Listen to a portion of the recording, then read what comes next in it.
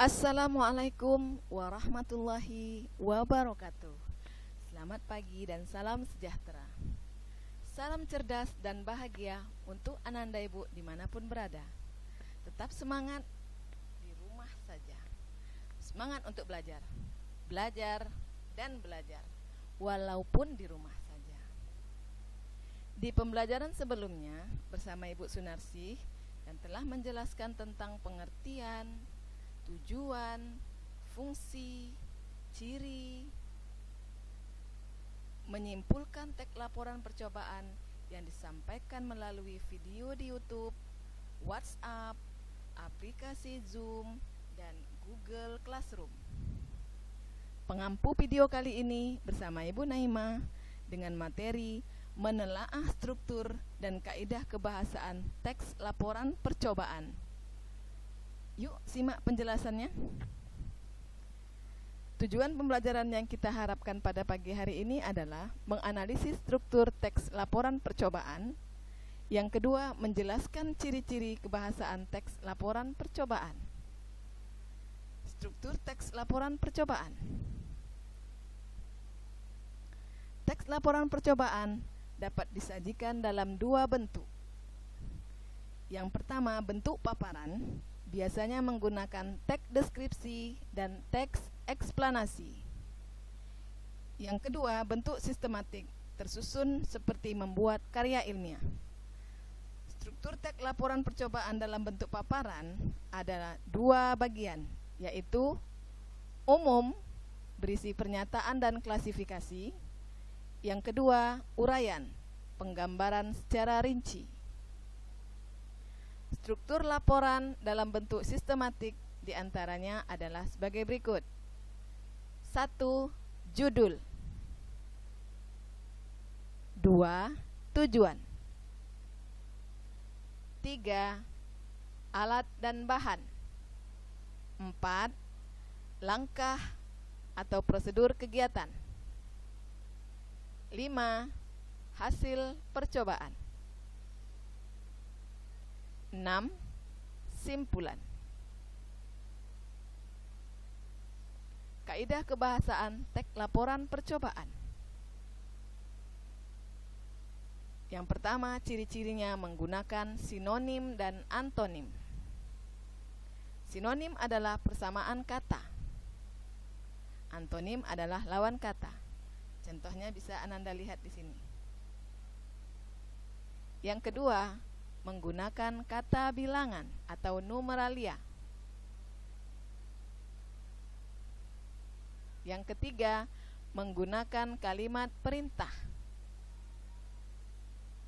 Yang keempat, menggunakan kata penghubung. Kata penghubungnya dan, tetapi, apabila, saat, jika, sehingga, meskipun, ketika, dan lain sebagainya. Yang berikutnya menggunakan istilah teknis. Istilah teknis adalah kata yang memiliki makna pada bidang tertentu. Contohnya pada bidang bahasa Indonesia kita ambil ya, ada retorika, analogi, eksekusi, dan lain sebagainya. Pada bidang biologi itu ada istilah hama, anorganik, anatomi, aslomata. Pada bidang geografi ada demografi, emigrasi, imigran, transmigrasi, dan urbanisasi. Begitu juga pada bidang-bidang yang lain. Nah, bagaimana cara membuat teks laporan percobaan? Yuk, simak lagi. Yang pertama, caranya menulis struktur dari teks laporan percobaan. Strukturnya itu pertama buat judul, kemudian susun kalimat pembukanya apa, kemudian alat dan bahan yang dipakai apa-apa saja, kemudian buat langkahnya dari awal sampai akhir percobaan. Yang kedua, tulislah hasil dari percobaan ke dalam bentuk grafik, tabel, bagan, boleh juga gambar. Ini untuk memperindah teks laporan kita. Yang ketiga, mengembangkan kerangka menjadi sebuah teks. Kerangka-kerangka yang kita buat tuh kita kembangkan. Kemudian menyunting teks yang telah ada. Menyunting itu memperbaiki, merangkai, tinjau kembali teks yang sudah dibuat.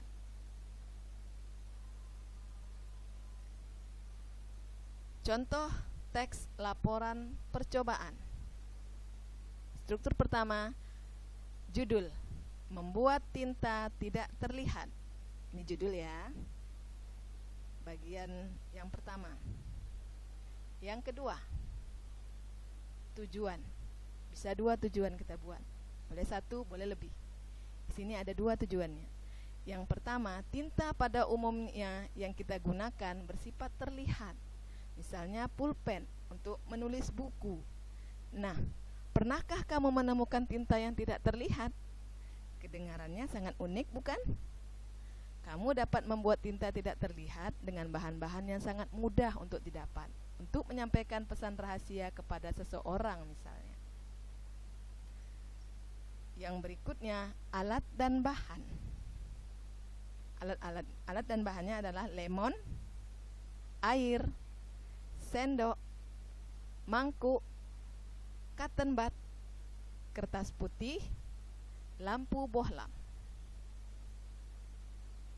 Langkahnya atau prosedur kerjanya. Yang pertama, yang harus dilakukan adalah peras jus lemon ke dalam mangkuk dan tambahkan beberapa tetes air ke dalam mangkuk tersebut. Kemudian, aduk air dan jus lemon dengan menggunakan sendok. Langkah ketiga, celupkan cotton bud ke dalam campuran dan tulis pesan di atas kertas putih. Langkah keempat, tunggu jus tersebut kering sehingga tidak terlihat.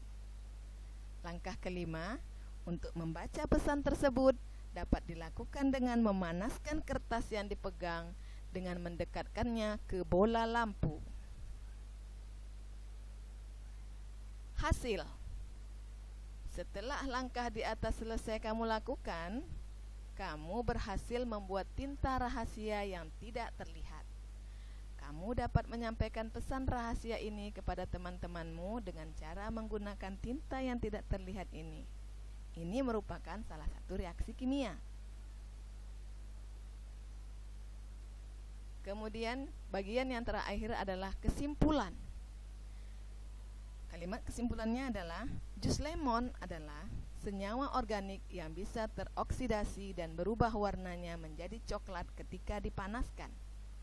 Bahan yang diencerkan ini membuat pesan sulit untuk dibaca.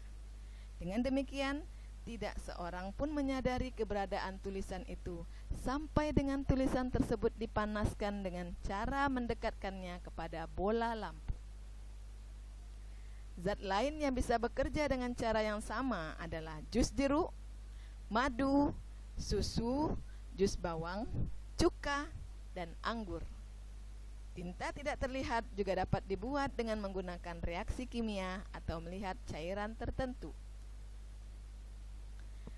Kesimpulan yang dapat kita ambil pada pertemuan kali ini adalah teks laporan percobaan dapat disajikan dalam 2 bentuk. Yang pertama, paparan yang menggunakan teks deskripsi dan teks eksplanasi ada 2 bagian, yaitu umum dan uraian. Yang kedua, bentuk sistematik. Ada 6 bagian, yaitu judul, tujuan, alat dan bahan, langkah-langkah, hasil, dan kesimpulan. Ciri-ciri kaidah kebahasaannya, yang pertama menggunakan istilah teknis, yang kedua sinonim dan antonim, yang ketiga numeralia atau kata bilangan, yang keempat kalimat perintah, dan yang kelima kata penghubung. Demikianlah materi Bahasa Indonesia hari ini. Ibu harapkan Ananda memahaminya. Jangan lupa absensi dan kerjakan tugasnya di Google Classroom. Selamat mengerjakan dan semoga Ananda bisa menyelesaikannya. Apabila ada hal-hal yang meragukan, Ananda boleh bertanya melalui WhatsApp Ibu. Wassalamualaikum warahmatullahi wabarakatuh.